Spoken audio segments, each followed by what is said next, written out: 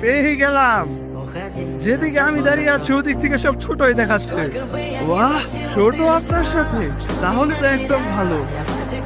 আরে রাগ করবেন না, আপনি তেমন ভাবে কথা বলছেন যেন আপনি আমাকে চিনেনি না।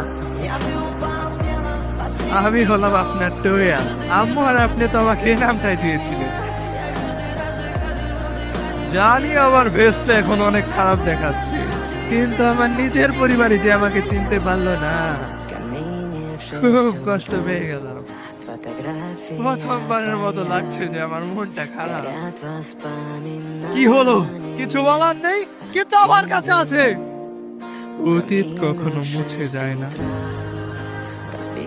তোমার কর্মের ফল তুমি অবশ্যই পাবে।